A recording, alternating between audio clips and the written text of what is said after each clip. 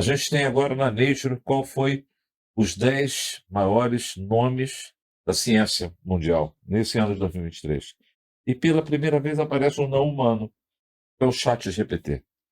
Ou seja, cada vez mais lembrando ao médico aquilo que precisa ser feito no cuidado do paciente, como prescrever reabilitação, a gente vê ferramentas que vão ampliando a cognição médica e vão criando oportunidades de a gente oferecer o cuidado certo.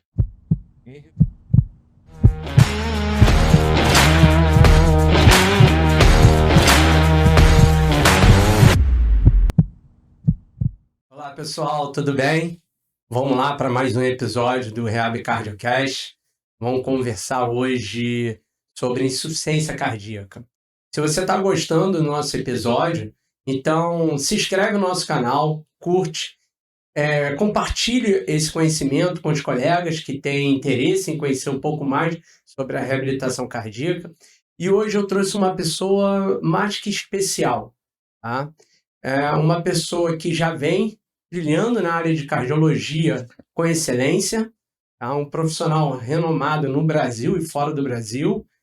E eu queria apresentar o professor doutor Evandro Tinoco, tá? Que é professor da Universidade Federal Fluminense, coordenador da pós-graduação em Ciências Cardiovasculares e o programa de Nova Cardiologia, né? Ele coordena um programa de Nova Cardiologia. No final ele vai falar, o Instagram dele está muito interessante. Eu tenho seguido, eu tenho curtido lá, porque ele vem trazendo novidades que acontecem na cardiologia. Agora, vamos lá, professor, conversar um pouquinho mais sobre a cardiologia aí, como é que ela está evoluindo no mundo. Bem, primeiro, uma satisfação muito grande estar aqui conversando com você, Leandro. Na realidade, a cardiologia ela é uma ciência que evolui a cada dia, né? E vai ampliando o seu espectro, né? Esse ano eu estou fazendo 40 anos de formado, né? E na época que eu fui treinado, o cardiologista era um bombeiro hidráulico e um bombeiro elétrico. A gente tratava de arritmias, né? Ou seja, doenças elétricas do coração, e se preocupava muito com a bomba cardíaca e com a hemodinâmica, a hidrodinâmica. E hoje o cardiologista é profissional que tem muito mais desafios, né? Principalmente frente às doenças cardiometabólicas, né? Que representam a causa principal que levam as pessoas a desenvolverem a falha da bomba cardíaca, que é a insuficiência cardíaca. Então, hipertensão arterial, obesidade, diabetes, colesterol elevado, acabam se traduzindo em dano à função do coração, tornando o coração duro, né? E isso gerando um modelo de insuficiência cardíaca com fração de ejeção preservada. E, obviamente, quando o indivíduo infarta, né, decorrente à aterosclerose causada pelas condições cardiometabólicas, ele dilata o coração. Então, isso é muito importante, né? Quer dizer, a gente tem hoje essa evolução da cardiologia. E, principalmente, a cardiologia passou a ser cada vez mais algo que as especialidades elas começam a se conversar de forma muito, muito importante. E, obviamente, a interdisciplinaridade. Então, eu estava agora vendo a Science, a capa da Science daquilo que foi o Breakthrough de 2023. E aí você encontra lá o quê? Uma agulha e uma injeção, ou seja, a semaglutida.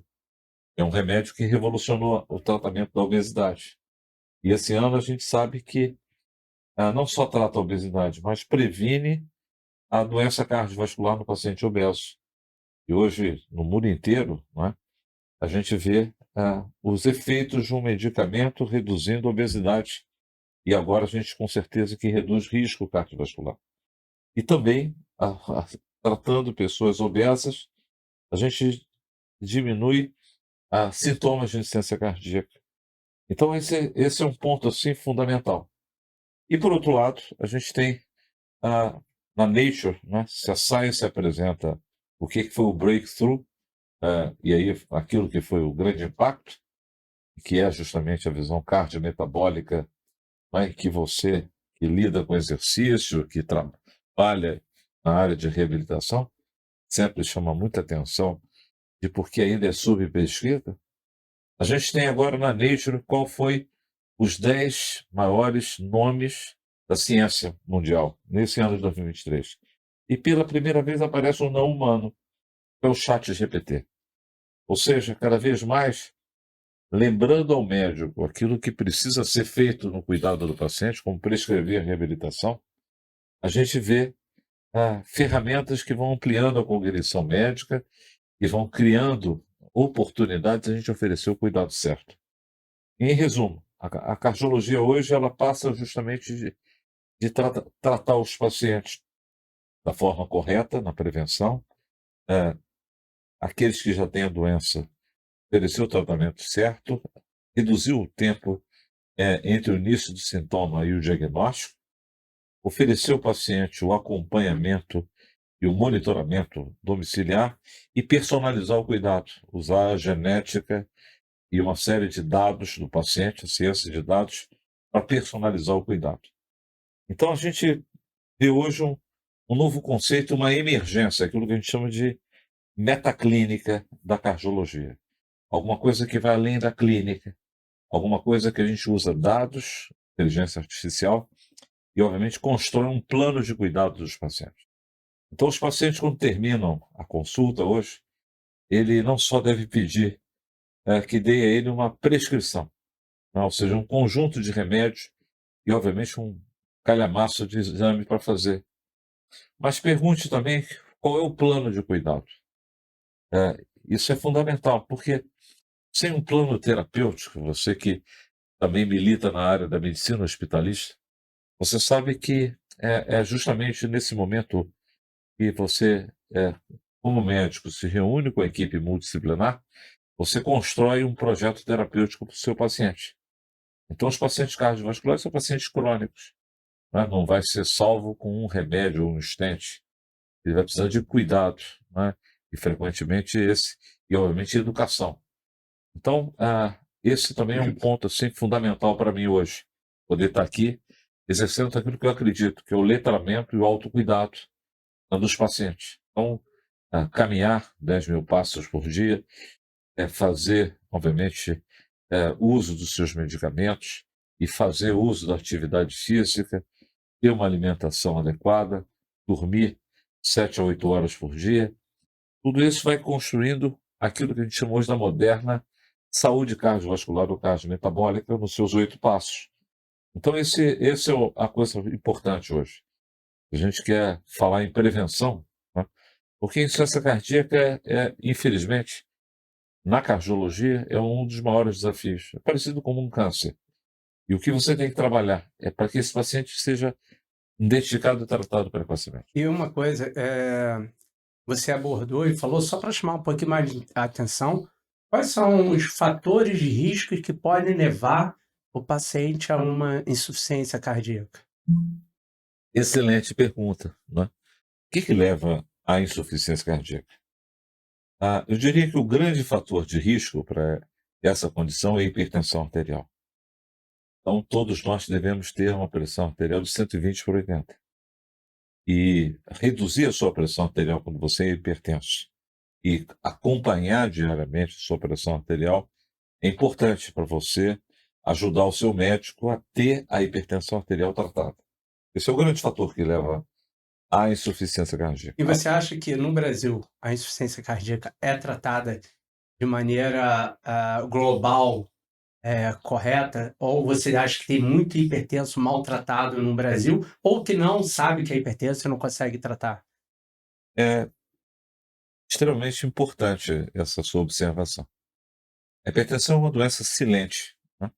E que se o indivíduo não vai regularmente ao seu médico, e a qualquer médico, e a qualquer profissional de saúde, e peça para ele verificar a sua pressão, mas principalmente quando você é um indivíduo adulto com mais de 40 anos. Se você é uma criança, um adolescente, um a cada 2 anos, eu diria a você que todo mundo deve ter a sua pressão arterial medida. As mulheres na gravidez é fundamental ter isso medido. Então, cada vez mais a gente vai tendo dispositivos vestíveis e também verificam a pressão arterial. Sim. E além da pressão arterial, o que que a gente pode colocar mais aí de Sim. risco? A coisa importante, a obesidade, diabetes, né? A hipercolesterolemia, ou seja, causando acúmulo de gordura e levando o risco de infarto. E, é claro, alguns fatores genéticos. Eu diria a você que 1/5 das insuficiências cardíacas pode ter uma causa genética, né? Então, cada vez mais a gente tem acesso hoje aos testes genéticos. Nós na UF trabalhamos em parceria com o Instituto Nacional de Cardiologia, num estudo chamado Renômica, né? E no nosso ambulatório de cardiogenética. Hoje a genética está disponível em vários laboratórios. A gente tem a oportunidade de trabalhar com Marcelo Bittencourt no DASA, trabalhando com esse aspecto. E a gente trabalha também hoje, né, cada vez mais, avaliando fatores inflamatórios, as miocardites, né, que é uma coisa que no Covid teve muito caso, mas independente do Covid, várias condições virais e, obviamente, na América Latina, né, o seu programa hoje é ouvido não só aqui no Brasil, mas fora do Brasil, e muitas pessoas hoje migram para o Brasil também, principalmente de países sul-americanos. Então, a doença de Chagas é hoje um problema ligado a migrações, fenômenos migratórios, e um grave problema na América Latina. E, obviamente, causa uma inflamação no coração. E as doenças autoimunes, né, que podem causar também inflamação no coração e levar à insuficiência cardíaca. Então, esse é um ponto importante. A gente tem a genética, a inflamação e fatores como álcool, obesidade, doença coronária. E eu diria a você, o grande fator, que é uma das razões da nossa luta, é a hipertensão arterial. Então, pelo que eu vi, grande parte dos fatores de risco a gente consegue controlar, né? A gente, teoricamente, se identificado precocemente, a gente consegue, numa política de saúde bem feita, a gente consegue reduzir a incidência da insuficiência cardíaca. Essa é uma perspectiva, mas as projeções até 2030 é um aumento de mais de 25%. Isso antes da pandemia. Você imagina na pandemia quantas pessoas se tornaram obesas, hipertensas, mal controladas, estressadas, né? Fumando, né? Hoje tem o cigarro eletrônico, que é um problema também preocupante de saúde pública, a droga adição. Então, infelizmente, a gente não tem uma perspectiva desse problema diminuir, né? A gente tem uma visão que ele possa aumentar. E também é uma doença do envelhecimento. O envelhecimento também vai levando o aumento da doença cardiovascular em homens e mulheres. Então, é importante a gente trabalhar sempre do ponto de vista de detectar precocemente esses fatores de risco cardiovascular e atuar, né, controlando a obesidade, a hipertensão, diabetes, a hipercolesterolemia e, principalmente, combater as fake news, né? Existem enquanto o seu programa, né, e seu compromisso tem sido trazer aqui as grandes personalidades comprometidas com a ciência, a gente ainda vê muita coisa inapropriada, como se preocupar de forma excessiva com coisas que efetivamente não têm nenhum sentido, né? Ou seja, achar que estatina, por exemplo, possa causar câncer, Alzheimer, e quando na realidade é um medicamento extraordinário, é, e fundamental para a prevenção cardiovascular. Diminui morte, cardiovascular, né? A gente tem uma diminuição de mortalidade com o uso da estatina, né? E regride placas ateroscleróticas. Para você que é um estudioso na área de termogênese e principalmente usar a termometria para o diagnóstico de doença cardiovascular, sabe que placas inflamadas têm uma termometria aumentada. E quando você pega uma placa na carótida, né, e utiliza estatina, 70% delas regridem ou estacionam em 2 anos, com as estatinas de alta potência. Quando a gente fala regredir, não quer dizer zerar. Então, isso é extremamente importante. Você tem medicamentos que são seguros, hoje já de um custo aceitável, e por desinformação, né? Isso é importante e por isso eu estou aqui, né? É, muito para poder levar aqu- aquilo que a gente identifica como o pensamento científico na área da cardiologia, que é a área que mais mata, né? No Brasil, no Rio de Janeiro, na América Latina, no Hemisfério Sul, no mundo, as doenças do coração. Então a gente tem que trabalhar a desinformação e a gente, uma coisa importante também é sobre vacina. Então, meus pacientes eles são orientados para fazer a vacina da gripe, a vacina da pneumonia, né? Publicamos, né, esse ano no American Journal of Cardiology, no American Journal of Medicine, uma revisão sistemática de uma aluna, dois alunos do MD-PhD da UF, mostrando que ao se vacinar contra a gripe, a gente reduz o risco de infarto. Então isso é importante, porque a gente diminui a inflamação. Então a vacinação ela é extremamente importante ela ser utilizada, né? Os riscos são diminutos em relação aos benefícios que você, ao evitar uma infecção, você pode fazer com que placas que possam estar presentes, elas se entrem em inflamação e instabilizem agudamente, e levem a trombose, infarto, AVC e morte cardiovascular. Então, esse é um papel importante, né, da gente combater a desinformação na área da saúde. Quando a gente fala de diagnóstico de insuficiência cardíaca, a gente sempre tenta procurar a causa. O que que levou aquele indivíduo à insuficiência cardíaca? E na clínica eu vejo muitas das vezes falar que é idiopática. Essa idiopática é tão grande, ela foi mal investigada? Ah, na minha época de treinamento, né, como eu falei para você, estou fazendo 40 anos esse ano.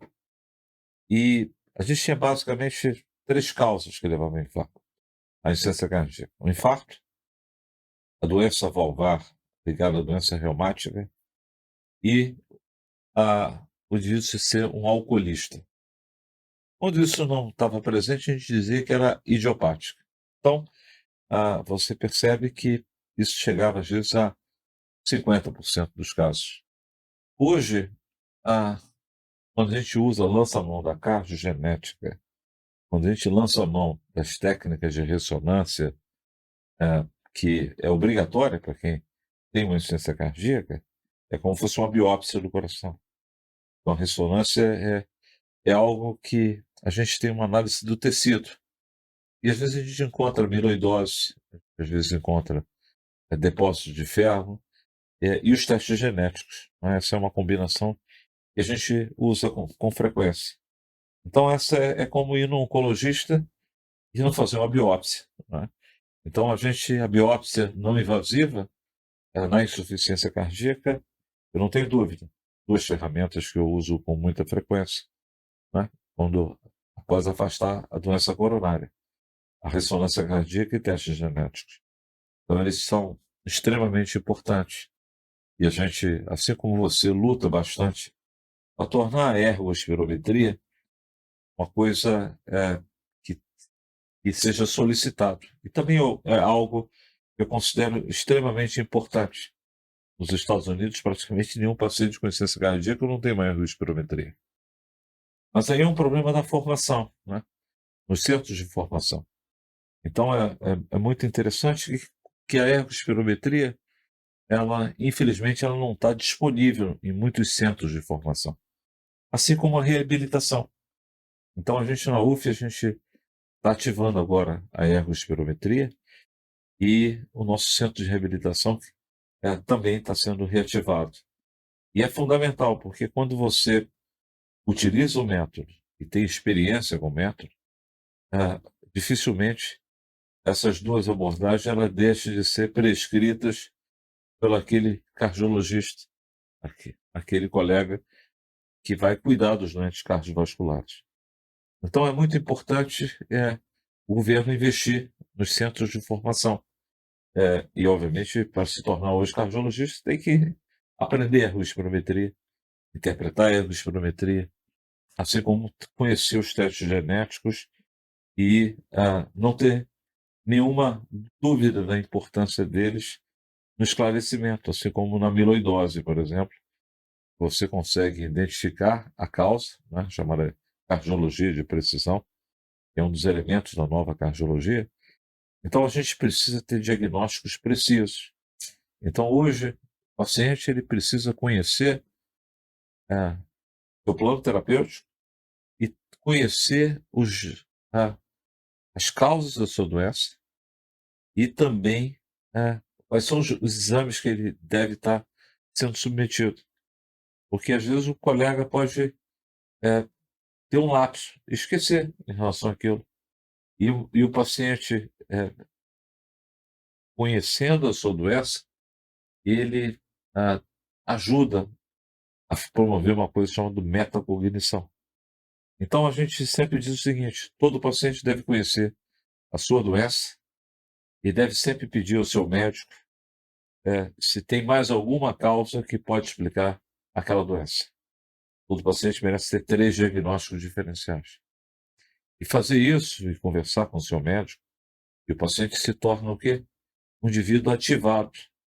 Ele tem que estar entendendo a sua doença, entendendo o que pode ser feito para melhorar o seu tratamento, a sua qualidade de vida, os efeitos colaterais de tudo aquilo que está sendo prescrito para ele. Então, acho que esse, Leonardo, acho que é um dos pontos importantes hoje, que a gente promover o paciente, essa capacidade dele poder dialogar com o profissional de saúde. E como eu estava conversando aqui antes de começar o nosso podcast, a importância da reabilitação nesses pacientes com insuficiência cardíaca. Eu vejo que muitas das vezes falta encaminhamento para a reabilitação cardíaca. E aí eu queria que você falasse um pouquinho qual é a importância da reabilitação cardíaca dentro dos pacientes com insuficiência cardíaca, já que nós falamos da ergospirometria, e para mim é referência para eu poder prescrever o meu tratamento e ver o prognóstico do paciente também, né? Olha só, todos devem, né? Obviamente o médico vai avaliando o grau, a incapacidade do indivíduo para fazer atividade física. Mas, a princípio, todos podem fazer algum grau de atividade física. E a reabilitação, até porque a gente está lidando com uma condição que interfere com a capacidade funcional, e normalmente isso é uma condição do idoso. Então, você, com atividade física, você atua na doença, atua na qualidade de vida ligada à insuficiência cardíaca e também atua naquilo que a gente chama de fragilidade, né? Muitos desses pacientes possuem fragilidade. E são idosos que com algum grau de fragilidade, e muitas das vezes com sarcopenia. Então, a necessidade desse cuidado holístico, né? Ou seja, e às vezes a janela da reabilitação, você tem o contato com o nutricionista, o professor de educação física, o fonoaudiólogo, muitas das vezes você pode ter contato com o terapeuta ocupacional. Então a gente vai enxergando um olhar, né, mais amplo que simplesmente medicamento, né? Então o tratamento da insuficiência cardíaca é um tratamento de uma complexa síndrome clínica que a gente tem que enxergar que ela é interdisciplinar a abordagem e multidisciplinar. E a gente cada vez mais vai estendendo esse cuidado para a casa do paciente, o monitoramento remoto. E as enfermeiras com um papel importante e está com apoio de telemedicina, vendo se o paciente em casa, esse paciente segue as orientações. Então, a fragmentação na saúde é um problema grave, né? E a gente tem que estar conectando e conectando os profissionais e, obviamente, navegando os profissionais. Então, com uma doença como essa, é uma síndrome clínica que precisa de navegação. Cada vez mais as enfermeiras têm um papel e são treinadas para promover navegação dos pacientes mais graves, com multimorbidade, às vezes com quadro de depressão, demência e às vezes com insuficiência familiar. Então, é muito, eh, seria muito simplório a gente achar que uma prescrição médica, né, com 4 medicamentos ou 5 medicamentos, isso resolveria o problema. Quando na realidade a gente precisa que plano terapêutico, projeto terapêutico, abordagem multidisciplinar, monitoramento desse paciente, cuidados integrados. Muitas das vezes, esses pacientes podem ser cogerenciados pelo cardiologista, um geriatra, um cardiologista, um médico de família, e a equipe multidisciplinar e a reabilitação é uma grande oportunidade também de conexão de pessoas, de fazer relacionamento. Então, com os pacientes meus, quando fazem reabilitação, às vezes é a oportunidade para eles poderem se sentir melhor e autoconfiante para poder circular fora de casa e, obviamente, criar nova rede de apoio, né.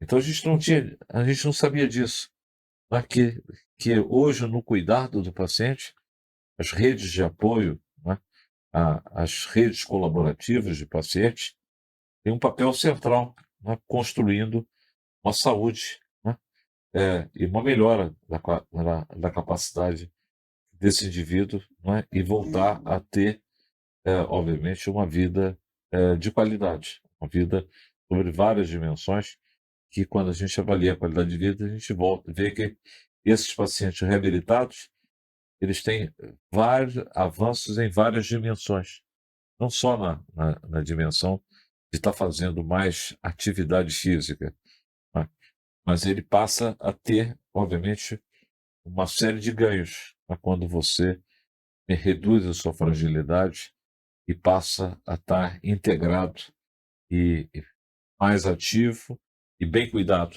né. Acaba tendo ganho social também, né, que ele muitas das vezes ele pode até voltar para o mercado de trabalho, dependendo, ele Uhum. pode participar mais com a família, ele pode fazer essa melhora. E o que eu acho muito importante, eu falou, que é a parte da educação, né.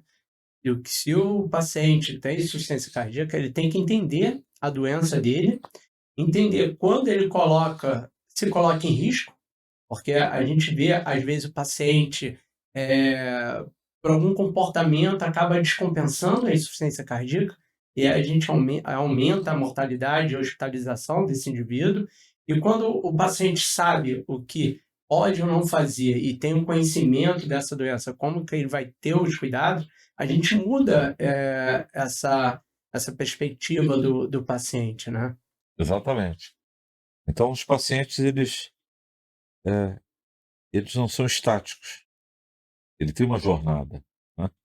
Essa jornada ela pode ser uma melhoria da sua qualidade de vida, né, e uma melhoria funcional, ganhos na sua espiritualidade, ganhos na sua dimensão social, né, e tudo isso, é gerar uma vida, né, que vale a pena ser vivida, né. Então é muito importante, né, eu queria ressaltar isso, né, que, não é que eu não acredito menos em remédio, eu também acredito, e muito, no poder, né, do cuidado, né. E a gente tem alguns experimentos que a gente usa, por exemplo, a atenção plena, né, que envolve meditação. E a gente tem um pequeno ensaio randomizado, ah, publicado esse ano nos arquivos brasileiros, da doutora Vaisnava, que fez treinamento, eh, na Índia, né, durante a sua e fez cardiologia e fez mestrado com a gente, mostrando que a meditação, melhora algumas dimensões, do ponto de vista da qualidade de vida do paciente. Então esse é um ponto, assim, importante, a gente prescrever aquilo que funciona e, obviamente, a gente deixar de não dar aquilo que não funciona, né. Ou seja, fazer a porção de vitaminas para o paciente, seguramente não funciona. Mas quando o paciente tem algum déficit vitamínico verificado pelo médico, aquilo funciona.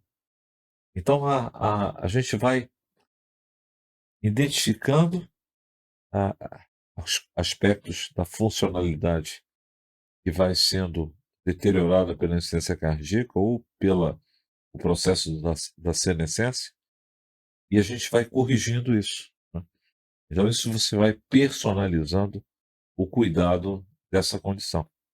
E obviamente nas fases avançadas, é, e a gente vai acionando e muitas das vezes interagindo com cuidados paliativos. Então, cardiologistas que lidam com insuficiência cardíaca, eles já têm algum conhecimento dos níveis, mais básicos de cuidados paliativos.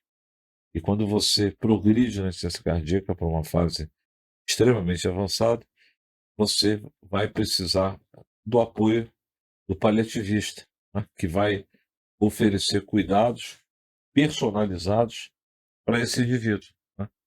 Então, a gente nunca larga o paciente, a gente sempre cuida do paciente. E a gente vai agregando profissionais que tenham expertise e que possam somar, né. E até porque, lembrando aqui uma frase do professor Saad: "A responsabilidade com o paciente, ela não se divide, ela se soma".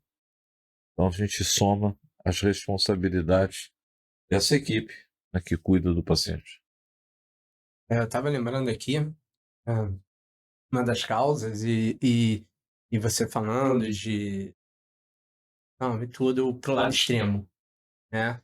E quando a gente tem um paciente que sofre um impacto emocional e acaba evoluindo com a síndrome de Takotsubo, né, e entra numa insuficiência cardíaca.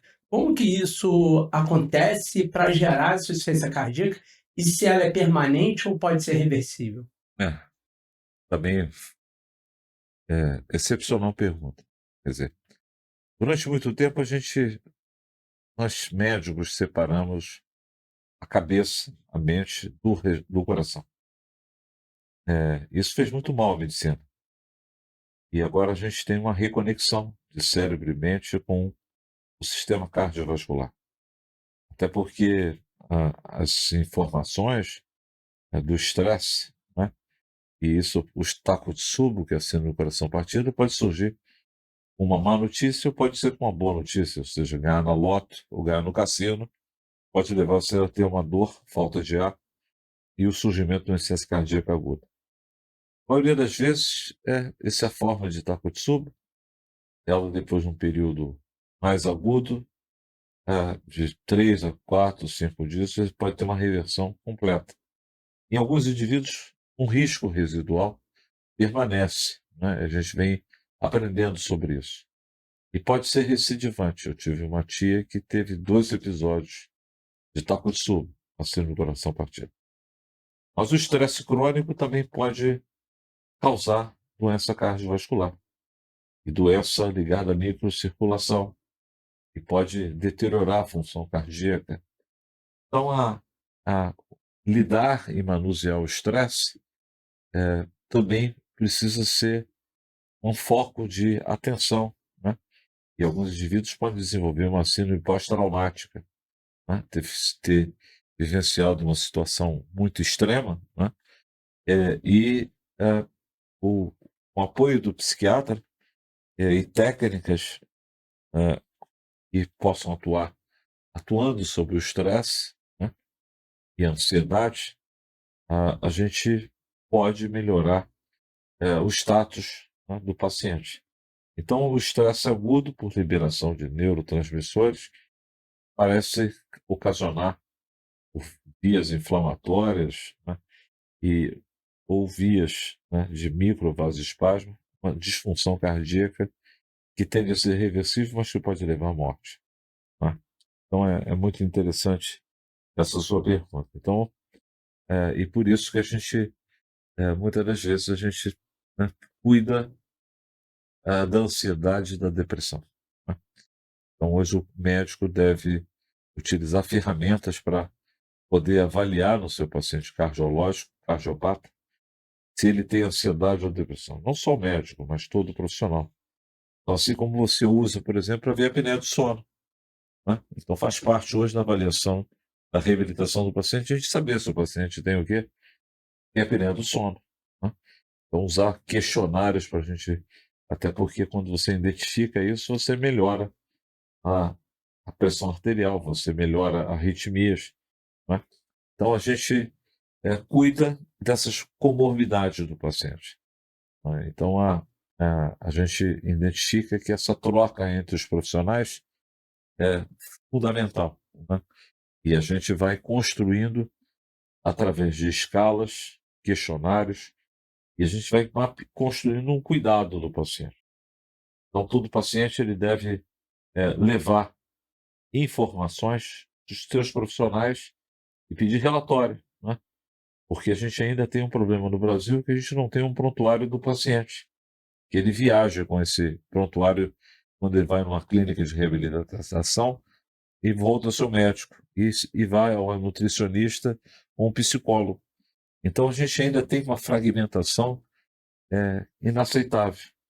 Então a gente está feliz hoje quando o SUS, por exemplo, quando o Bill Gates, né, escreve e valoriza o SUS, e quando a gente vê a ministra não, a secretária de Saúde Digital do SUS, a, a Ana Estela Haddad, falar hoje, criar o Inova SUS, e uma das coisas importantes é o prontuário do paciente, né, para que ele possa carregar as informações, que muitas das vezes são o quê? Extremamente fragmentadas. Então, a gente tem aqui um privilégio de ter você, que é uma pessoa que está sempre conectando as informações para os médicos, né? E para os outros profissionais. Olha, aconteceu isso, o seu paciente na reabilitação desenvolveu uma alteração, e você está sempre preocupado com isso, né? Mas isso é importante, né? A gente carregar as informações, a gente pedir relatórios e criar uma boa comunicação com os profissionais que cuidam de você. O que eu vejo é que muitas vezes o paciente é até visto de maneira multidisciplinar, mas por ser multidisciplinar, cada profissional é isolado na sua área. E aí falta justamente essa integração do profissional. Às vezes você vê um médico prescrever um medicamento, esse paciente vai no outro, prescreve outro medicamento e cruza e fala, cara, faltou. Às vezes é o paciente não comunica tudo e acaba cruzando. Às vezes você está fazendo um procedimento, um acompanhamento que o outro profissional não sabe. Na clínica eu sempre pego, ainda mais no paciente com insuficiência cardíaca, eu tenho que ter um contato muito próximo com o cardiologista assistente do paciente, porque é aquilo que você falou, o paciente é dinâmico. O paciente ele chega numa semana e ele está ótimo, na outra semana eu vou pesar e aumentou 4 quilos e está sentindo falta de ar e a ausculta dele está crepitando. Eu tenho que pegar e ligar para o médico assistente. Aí o paciente fala, mas eu não estou sentindo nada. Ainda bem, ainda não está, mas a gente sabe qual o caminho. E aí a gente já entra em contato com o médico assistente para intervir naquele momento e evitar que complique. Então, precisa dessa integração. Acho que cabe muito mais de cada profissional se abrir para receber os outros, tá? Para poder ter troca. E o que eu falo, quem vai ser beneficiado é o paciente. Não é o profissional A, o profissional B ou o profissional C. Quem vai ser beneficiado é o paciente. Você tocou num ponto importante. Quando a gente educa o paciente, né, e o paciente ele passa a entender o papel dele, né? Então, um paciente ele deve se preparar para a consulta que vai ter no dia seguinte. Ele deve levar suas anotações. O direito dele. Ele deve levar também novos medicamentos que foram prescritos para ele naquele período entre uma consulta e outra. Se ele procurou um outro médico ou outro profissional, né? Porque muitas das vezes a gente vai a um outro profissional que também prescreve nutrientes, né, e alguns outros tipos de medicamentos, né, ou drogas que possam ter efeitos, né, conhecidos ou desconhecidos. E, obviamente, medicamentos manipulados. Então, levar à sua consulta os remédios novos que foram introduzidos e se preparar para a consulta é uma parte importante, né? Então, a gente tem que trabalhar o autocuidado, né?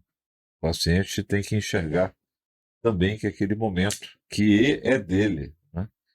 ele deve levar as suas perguntas, deve se preparar para a consulta, se ele fez algum exame de um outro médico, né, informar: olha, eu fiz esse exame, está tudo bem, está aqui, eu só gostaria de ver, está aqui o resultado. Então a gente ainda vai viver esse período até a informatização e a interoperabilidade como uma coisa obrigatória. Eu acho que em pouco tempo a gente vai ter algo que obrigue que todos os profissionais possam, eletronicamente, estar conectando ao prontuário do paciente. O paciente leva aquele prontuário a cada um dos profissionais e ali, no final da consulta, né, da sua sessão, você coloca ali naquilo que é dele, né.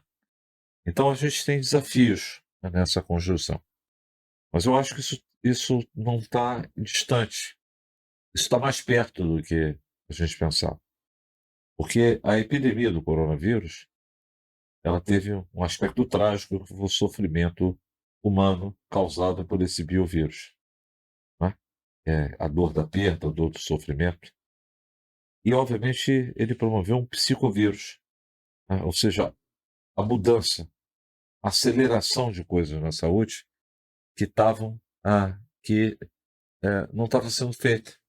Quantas coisas novas você se reinventou, né? Aqui. Isso aí. Então, quando a gente vê a passagem aqui, né, no seu ambiente hoje de produção e de trabalho, né, estava me contando que esse consultório é novo, né? Ele foi reformatado no pós-pandemia. Sim. Então, também a sua cabeça, a sua forma de falar com o seu público, a forma de você lidar com os seus pacientes também sofreu grandes transformações. Então, esse psicovírus na saúde é algo importante. E a saúde está sendo acelerada por ela, né? Então, acho que a insuficiência cardíaca, que é a via final comum de tudo que vai acontecendo no paciente, é que é um coração que perde sua função de bombear sangue de forma adequada. Então, todo trabalho é preventivo, né? Todo trabalho deve ser no sentido de combater os efeitos da obesidade, da hipertensão, do diabetes, do colesterol elevado, né? De ter um sono, de fazer a sua atividade, de se manter com uma boa relação com outras pessoas, ter uma rede social, né? Uma rede social agora não virtual, uma rede social presencial, né? Então esse aspecto, né, que são aspectos novos da saúde, então a gente tem determinantes sociais, determinantes psicoemocionais que nós discutimos aqui, e tem os determinantes comerciais da saúde. A gente não sabia disso. Então, muitas das vezes, a indústria do cigarro eletrônico, a indústria do consumo de determinadas substâncias é, com excesso de açúcar, com da bebida alcoólica, trazem malefícios para a vida humana, para a saúde humana. E hoje a gente tem que começar a estudar isso, né? Então, eu não sabia essa coisa da determinantes comerciais da saúde. Aprendi isso estudando, né? E, obviamente, o estudo, né, e o comprometimento da gente tá sempre aprendendo diariamente, desaprendendo, e agora questionando aquilo que chega, né? Aquilo que você deve fazer com seus filhos, seus pacientes, com seus amigos, e questionar aquilo que parece estranho. Você, olha, isso aí é assim mesmo. Ah, realmente faz mal isso que tá me trazendo? Aonde é que vem isso? E buscar a as boas fontes, né. No caso, né, da medicina, aquilo que está na Associação Médica Brasileira, aquilo que está no Conselho Regional de Medicina, nas páginas educacionais, na Sociedade Brasileira de Cardiologia, na área de fisioterapia e na Sociedade de Fisioterapia. Então a gente lançar mão daquilo que são fontes de qualidade, e a imprensa tem, obviamente, são fontes, né, muito mais comprometidas com a ciência, né? Então, as grandes revistas, as grandes publicações, Então, esse é um papel assim, importante. Fiquei muito feliz desse seu honroso convite, de poder estar discutindo a insuficiência cardíaca aqui. A gente tem que levar sempre em consideração a ciência como dando como referência. Lógico que a gente pode contestar a ciência, mas se você tiver embasado para contestar aquela ciência. Mas buscar revisões, o que que diz a revisão, estudar, se capacitar sempre, porque a área da saúde ela é dinâmica também, assim como a doença da insuficiência cardíaca, o que era verdade ontem nem sempre é verdade hoje. A tecnologia que tinha ontem e que era impossível aquela condições do paciente, isso sabe muito bem, o paciente com insuficiência cardíaca antigamente ficava em cima de uma cama e hoje ele faz exercício. Porque a ciência muda e a gente tem que acompanhar. Isso não quer dizer que daqui a 10 anos eu vou estar fazendo a mesma coisa que eu estou fazendo hoje. Exatamente, né, eu acho que esse é o ponto importante, né, das verdades transitórias, né. Mas a gente muda de patamar quando há uma nova evidência científica, elas começa a ser verificável por várias fontes. Aí aquilo surge como uma verdade, né, e aí aquilo acaba se consolidando como uma recomendação de uma sociedade de fisioterapia, de uma sociedade médica. Então esse processo é um processo, infelizmente, lento, né, mas obviamente fruto de trabalho, de pesquisa, obviamente, da gente estar submetendo-se àquilo que a gente produz para os pares, né. Pares são colegas especialistas que fazem a revisão daquilo que a gente escreve. Então acho que esse é um ponto, assim, extremamente importante que você chamou a atenção, né. Então a gente, eh, evolui a medicina na área da saúde, né, de uma forma, né, hoje bem mais acelerado.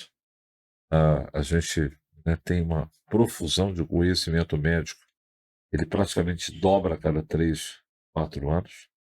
É praticamente, né, impossível você acompanhar tudo, e por isso você precisa ampliar a cognição médica, e a inteligência artificial, o ChatGPT, vão trazendo ferramentas que ajudar a gente, né, a ter informações, e aí a gente submete aquelas informações a um filtro crítico, né, e obviamente a gente vai, eh, trabalhando, né, e obviamente construindo caminhos para a saúde humana, muitas das vezes com condições complexas. A insuficiência cardíaca é seguramente a condição mais complexa na cardiologia, né. Então acho que talvez isso que atraia a tanta gente a estudar o assunto, porque é muito desafiador. E eu queria fazer uma pergunta, né, para dentro da reabilitação cardíaca. Isso é uma pergunta mais para a gente alertar o pessoal que está ouvindo a gente, porque dentro não só da fisioterapia, mas em outras profissões, a fisioterapia é uma ciência muito nova, né? Nós estamos falando aí de 60, menos de 70 anos de existência. Ela está se construindo em diversas especialidades, onde a gente tem o trauma da ortopedia, a respiratória, a cardiovascular, e a gente precisa difundir o conhecimento para ser cruzado. Então, o paciente com insuficiência cardíaca foi o que aconteceu na clínica, o paciente fazendo a reabilitação, paciente de 89 anos, fazendo a reabilitação cardíaca, fração de ejeção em torno de 25%, foi tratar o joelho, porque está com dor no joelho, e no tratamento estavam fazendo exercício de peso de membro inferior com paciente deitado na cabeceira 0 graus, paciente com insuficiência cardíaca, cabeceira 0 graus. E ela reclamava que depois da fisioterapia ortopédica que ela fazia, ela tinha falta de ar. Qual alerta que você pode dar disso, desse quadro, desse paciente? Você já chamou a atenção, né, da importância, né, da gente disseminar os conhecimentos,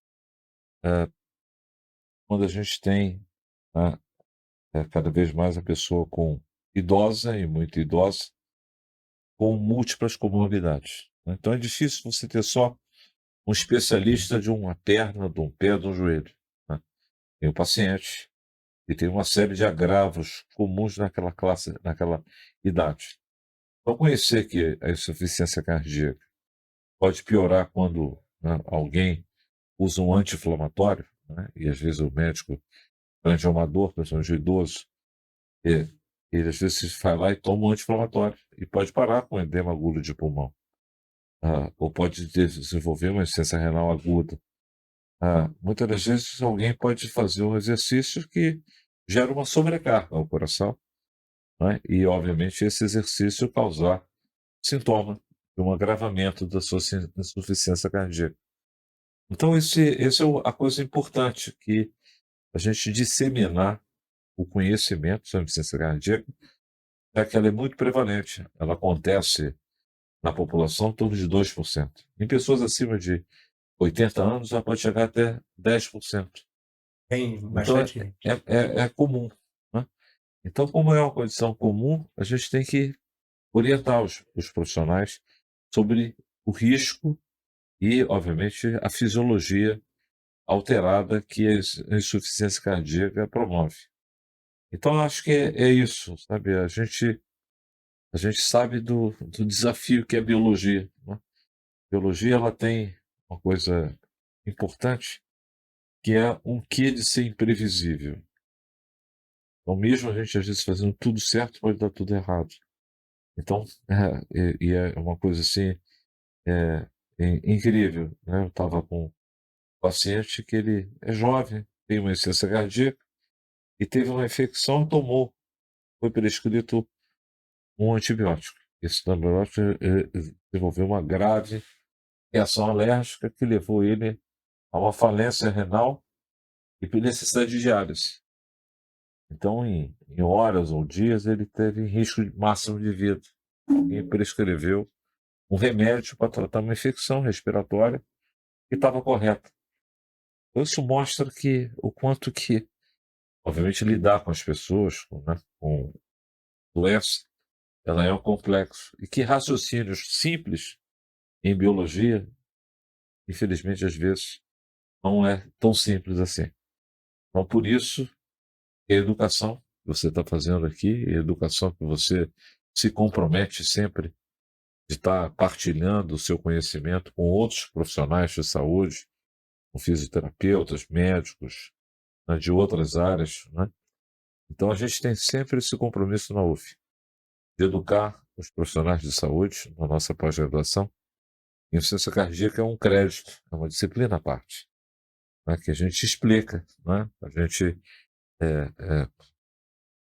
conecta a complexas relações entre os sistemas, como se falha o sistema cardiovascular com o músculo esquelético, com o coração, né?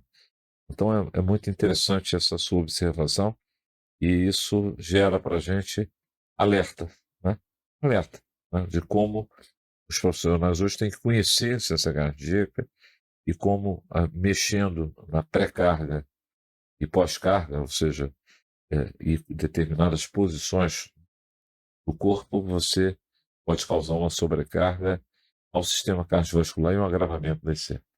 Esse aumento, o retorno venoso vai aumentar a pré-carga, e esse coração não está preparado Isso. para receber essa carga toda. E me diz uma coisa, e na água acontece a mesma coisa? Bem, os efeitos, né, sobre a água, tem uma complexidade. Às vezes uma coisa é nadar, outra coisa é você fazer hidroginástica, né. Então você tem, coisas que você, libera e coisas que você não libera, né. Então é interessante, porque um dos tratamentos no passado da insuficiência cardíaca era imersão na água quente, né. As pessoas tinham insuficiência cardíaca e ia para algumas termas, né, e na Alemanha, né. E a gente sabe que quando a gente está sobre o efeito, dentro da água, você pode liberar determinados hormônios, né, e obviamente com isso você promover diurese. Então é interessante porque a gente está ainda estudando, entendendo essa fisiopatologia da insuficiência cardíaca e os efeitos do exercício dentro d'água, os tipos de exercícios, né, a forma, né, de você poder, né, ter sobrecarga ou não para determinado tipo de paciente. E aí o profissional, né, que lida com a medicina do esporte, né, que é uma outra área importante que também cresce muito, é, tem um papel fundamental, né, para poder justamente estar validando determinados atividades, né, que a gente antigamente, às vezes o indivíduo tem um cardiodesfibrilador, teve por um problema que levou a uma insuficiência cardíaca, e a gente no passado contraindicava esse indivíduo fazer atividade física e até alguns exercícios. E hoje a gente está liberando, não é? Então a construção de evidência científica e, obviamente, a prescrição, muitas das vezes a gente, né, ter a participação do médico com, que tem essa competência em medicina do esporte é muito interessante, é muito importante e muitas das vezes, quando eu tenho dúvida, eu caminho para que esse profissional possa dar um parecer se aquela atividade, né, é competitiva ou, né, do ponto de vista da reabilitação, faça sentido para aquele momento que está o paciente com insuficiência cardíaca. Eu acho que é importante a gente entender, quando a gente trata de um indivíduo, a gente não trata de parte do indivíduo. Você tem que entender o indivíduo como um todo. É o que aquilo dá de emoção para o indivíduo, o que dá de dor, o que dá no sistema cardiovascular, no sistema respiratório. Entender que são tudo interligados.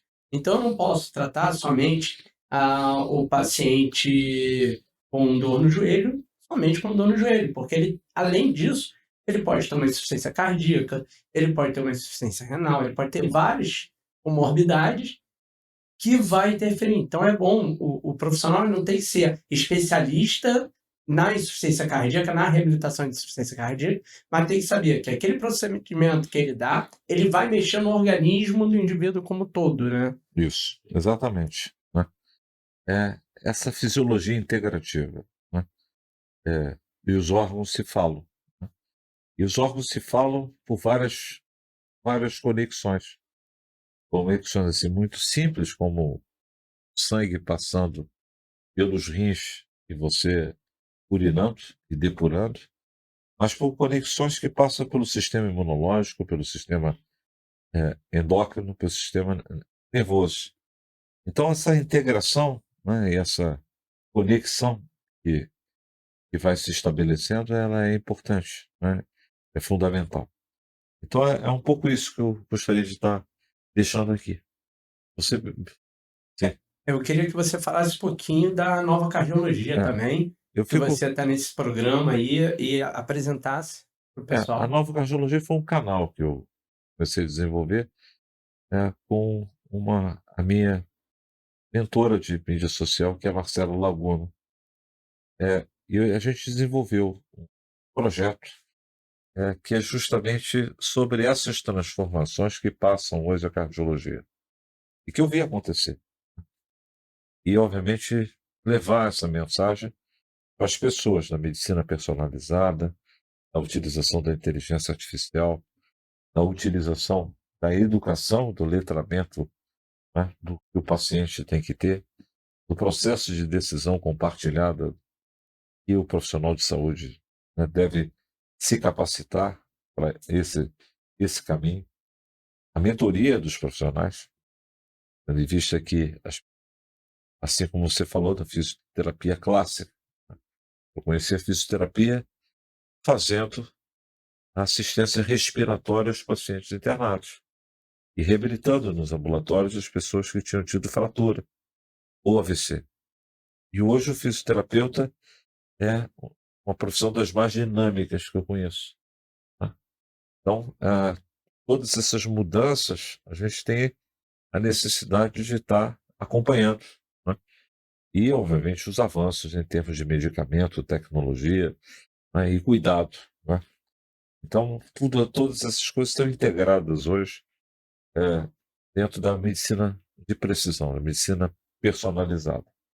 Então, esse novo profissional, né, todas as áreas que atuam na doença cardiovascular, a gente convida para seguir no canal da Nova Cardiologia.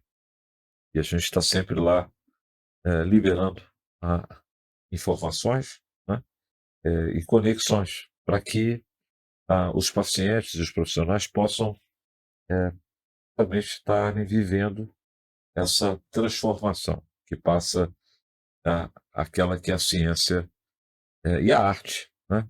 Ainda muito da arte, da cardiologia. Né? A gente tinha uma cardiologia clássica ou cardiologia moderna, e agora vai dando espaço a uma cardiologia personalizada, com biomarcadores, com dados de ergospirometria, dados né, da função respiratória, com dados da força muscular, né, de pressão respiratória e inspiratória. E você tem que juntar tudo isso e construir um caminho para o paciente, uma solução para ele. Porque os pacientes nos procuram para procurar uma solução personalizada. Então, cada vez mais a gente necessita de levar essa nova cardiologia, que é algo em construção, e você estão convidados para estarem conosco no canal. Né? Sigam a gente no Instagram, e a gente sempre posta algumas coisas também no LinkedIn, e a gente vai construindo, né, essa trilha de conhecimento, ok? E para a gente foi uma honra e um privilégio poder estar nessa tarde aqui, né, sendo, né, muito bem tratado e com perguntas muito argutas, né, sobre a insuficiência cardíaca. Né? Muitas delas, eu diria para vocês, ainda sem uma resposta definitiva, porque esse é o grande desafio da cardiologia em 2023. Né? Mas a gente tem coisas boas chegando. Existem tratamentos utilizando terapia gênica, edição gênica, né? E, obviamente, drogas que silenciam a transdução de determinadas proteínas. Mas isso é papo para uma outra conversa, um outro café. Né? Não, e é @Nova Cardiologia, né? No Isso. Instagram, pode entrar. Tem muito conteúdo lá, atualidade, o congresso que acontece, tem sempre um resumo, alguma resenha do que está acontecendo, então vale muito a pena estar seguindo lá a Nova Cardiologia. Eu já sou fã, já sempre aparece para mim no feed, porque eu sempre estou procurando, porque é aquilo, eu tenho que ter conhecimentos novos e eu tenho que ter referências corretas para não estar passando informação errada. E a gente também tem se conectado a um ecossistema RIS de inovação em saúde aqui no Rio de Janeiro, né? Na Associação Comercial do Rio. O Dr. José Vilar e Rodrigo Vilar, e todo um grupo fantástico que tem trabalhado com educação, treinamento e principalmente acreditando que a ciência de dados, a inteligência artificial devam fazer parte da formação de todo profissional. Então a gente vive hoje uma necessidade de trabalhar criando conexões, tá certo? E a gente fica muito feliz aqui de poder estar aqui no seu canal, conversando com aquilo que você vem construindo, com as pessoas que te admiram e as pessoas que acreditam, né, nesse trabalho que vem realmente conquistando e cada vez mais sendo recomendados por vários profissionais e, obviamente, seus pacientes. Eu vou querer aprender um pouco mais, que eu vi lá sobre Inoca, sobre Minoca, entender direitinho essas isquemias sem obstruções, e é um outro papo que nós vamos ter, mas lá acho que foi no FIS, né, que vocês discutiram um pouco isso, o Cláudio estava lá, e é uma honra ter você aqui no nosso podcast, de ter arrumado um tempinho na agenda, porque eu só te vejo cruzando no hospital assim para cima e para baixo, que é a correria saindo de caso clínico de um hospital, indo para o outro, vendo paciente, indo para a universidade, investindo em conhecimento na nova geração que está chegando. E foi uma oportunidade boa eu participar lá que eu ainda estou participando lá do mestrado da UF. Quem quiser também se interessar pela ciências cardiovasculares, pode procurar lá o Instagram também da pós-graduação, né, de cardiovascular. Muito obrigado, porque com pessoas como você, apaixonado por educação, é que nos estimulam a gente seguir em frente. E, obviamente, a sua recomendação para nós é muito importante como aluno, né? A experiência do cliente é algo que faz esse cliente voltar e principalmente recomendar a gente para outras pessoas. Então, a UF é uma universidade pública que, obviamente, procura atrair e lapidar talentos como você. E obrigado a vocês mais uma vez pela honra e o privilégio de estar aqui com vocês. Até lá. Obrigado, até a próxima.